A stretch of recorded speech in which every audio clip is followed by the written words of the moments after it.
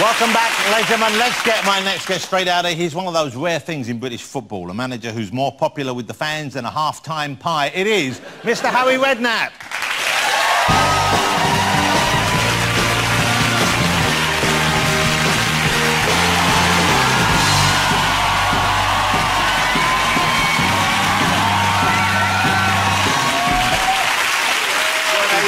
Good job. Oh, you're looking dapper. Okay. You're looking dapper. Jamie dressed me. But doesn't he look great, ladies and gentlemen? You look like a made man out of Goodfellas. OK, so let's get this out of the way so we can talk more about your life and stuff like that. I was just talking with Frank about the England manager job. You looked like you were the favourite, you were well in the frame, and they passed you over. You must have been disappointed. Do you know, John, in all honesty, the night that they announced the manager's job, you know, I was in a difficult situation. I was at Tottenham. Tottenham were going great. We're in Europe, and the club was, you know, the team were excellent. And then suddenly the England thing came along, and, you know, it was a difficult decision. I thought, you know, I was getting pushed towards it. People kept talking about the England job. The night they announced it, I'll never forget, I was sitting in my car, it came on the radio, and, you know, as a news flash, Roy Hodgson's been made England manager. It was almost a sense of relief for me. It wasn't something that I was absolutely crazy about, in all honesty. I was quite happy at Tottenham. The unfortunate thing was I lost my bleeding job at Tottenham a couple of months later. Other than that, it would have been good. So, but the choice they made, and I'm not just saying that, they made an excellent choice. Roy is a good coach, an excellent coach. He's been around the coaching scene a long time. He's managed at the top level. And I think he was ideal for the job, I really do, and I think he's doing a fantastic job. Would you have done it differently? Would you have chosen a different team? No, I was, you know, he had to play Frank, obviously. Of course, you have to do that. He got Tommy's uncle. I brought Jamie back out of retirement. Got the whole family in? Yeah. Get Louise out there. On the bench. But he used to get some stick, didn't he? From the West Ham fans in particular. John, it was... Because they assumed there was favouritism, didn't they, I guess? He was... Listen, I don't know, I did I used to go to the fans' forums and people would say, why are you playing, why is Lampard playing, or whatever. He was a fantastic young player. He had the best attitude, and not because he's here, the best attitude of any kid I've ever come across, or any player I've ever come across since I've been in football. I've never seen anybody, well, I have only seen one person train as hard as him, and so determined to be a fantastic player as he was, and that was his dad. And that's where he got it from. Yeah. The old man was incredible, trained morning, afternoon and night, and the kid was the same. So when people used to criticise him, I said, listen, he's going to be a fantastic player. He'll play for England one day. Yeah. And I was spot on. Wow.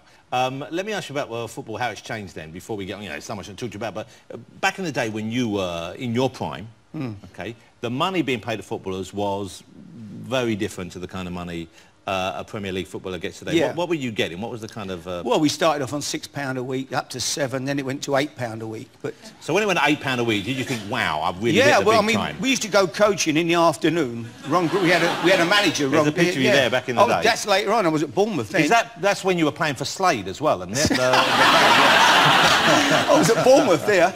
No, that was like after West Ham. Yeah. That was 10 years after. And half-time, you're all out the back having a cigarette as well? Having a cup of tea, yeah. Probably Jimmy Greaves, I mean, one of the greatest players ever to play football. Jimmy Greaves, the greatest goal scorer I've ever seen. Jim would have a fag in the toilet at quarter to three.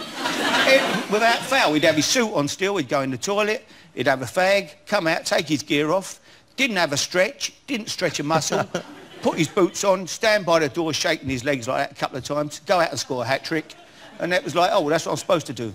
Wow. Wow. Those were the days. Yeah, different world. Harry's got a book out. There's a day of the year called Super Thursday, I think, when all the big Christmas sort of movies come out. This came out last week. This is the one that sold the most. Did you know that? Your book has sold the most of all? It's gone to #1. There's Harry's book. It's gone to #1. It's called Always Managing. Yeah. It's a great book. And you talk about not only your footballing career, but also the big tax case. There was about the time that the England manager's job was up there. And I was wondering, it doesn't seem to be the case, but do you think that was one of the reasons why they didn't offer it to you? Were they worried that there might be some heat of that? No, or that I you don't might think be so. John, not available for a couple of years, if you know what I mean? Well,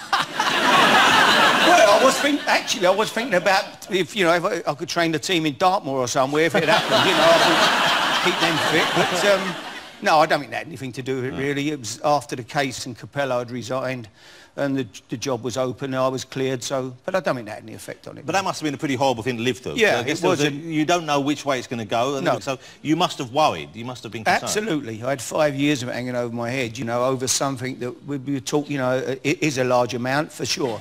But in comparison to what I'd paid over that 5-year period, it was, you know... So it was a case really, it should never have gone to court, but it did. And it lasted 15 days. And, you know, the downside, when I asked my barrister the night before the jury came back what would happen to me, and he, you know, if I'm found guilty, and he said, you will get between 2.5 and 3 years. Wow. So when you went back to court, the day you go back to court to hear the sentence, presumably, if they'd found you guilty, that's it. You go downstairs and that's it. So probably, did you say goodbye to people? Did you say goodbye to your wife? No, I didn't want to. No, I never wanted to put into Sandra's mind that could happen to me. I didn't tell her that, you know, that I could go to prison. I was worried that, you know, who are you going to share a cell with? All these things go through your mind if you're found guilty. What kind of a natter am I going to be stuck with here? You know, it's a frightening thought, but. You know. So you're still enjoying managing? Yeah. But in managing, am I right in thinking it's one of those jobs where everyone sitting at home in their armchair, everyone thinks they can do better? Yeah. But is there one time, I guess people think they can play as well, isn't there some sort you actually bought someone a fan or someone who was screaming insults behind you and you actually bought one to play? Yeah, I took a team to Oxford City for a pre-season game. I was manager of West Ham. And you know, it was a lovely sunny evening. And we started the game and there was a guy next to the dugout, big West Ham fan. He had hammers tattooed on his arms and he had the earrings in, hammers on them. And he started after about 2 minutes. Harry said, we ain't got that Lee Chapman up front again this year. We ain't going to get a decent striker. He kept on about Chapman all first half. He wouldn't leave me alone. What's he doing, Harry? He's useless. Why are you playing him again? Anyway, half-time I made 5 substitutions and put the subs on. It was a friendly game. So the subs go on, got no more subs. After 2 minutes we get an injury. So now I've only got 10 men. So I turned to him, he's still shouting at me. I went, oi, I said, can you play as good as you talk? He said, I'm better than that Chapman. I went, come on then, get your gear on, we'll have a look at you. He went, what do you mean? I said, you're playing. He said, who for? I said, well, West Ham. He said, I ain't got any boots. I said, what size are you? He said, 9s. I said to Eddie, the kit man, Eddie, get him a pair of boots. Takes him up the changing room. He gets changed. He comes waddling back. He's got feet like this, right? Skinhead, tattoos everywhere, earrings in. Gets to the touch, he's coming on. He said, where do you want me to play? I said, go up front. I said, I want to see if you're better than Lee Chapman. So he goes on. Hold on, this was just, you just had it with him, just giving you the... stick all through the game. Time, so he's gone on. The guy comes down, true story, from the tannoy system, the assistant, comes down, he wants to announce on the tannoy who's coming on, so the people know who's on. He said, Harry, who's the sub? Who's number 16? I said, who's number 16? I said, ain't you been watching the World Cup? Chichi Shaev, the Bulgarian striker. He went, oh, I thought it was him. And he came on, played up front. He came on, played up front, scored a goal. And I've got to be honest, on the night, he was better than Chapman. Oh, that's great. The book is a great read. Always Managing is Harry's autobiography. It's out now. It's great to have you here. Thank you so much. You're a terrific guest. Thank you. Harry Redknapp, ladies and gentlemen. Thank you.